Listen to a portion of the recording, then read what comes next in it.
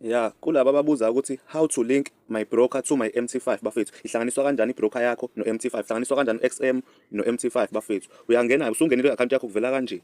Okay, nayi lontuzana ngena la ka left wakho. Uma ungena left wakho ngena ku my account. Uma ungena ku my account uyawubona khopha my ID. Uyawukhopha my ID, yabo? Bese uyo-check ini i-saver.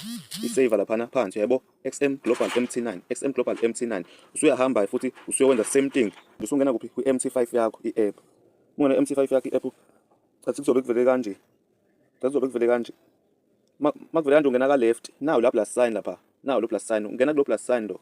Find broker bese uyabhala XM Global Limited. Uyawuplace in. Okay, open a real account, open a demo. Angithi yabo uyaselecta ususelecta ini i-saver yakho lapha nangizobona ukuthi beku9 XM Global MT yabo 9. Bese ngiyafaka bese ngiyapaste kuphi la.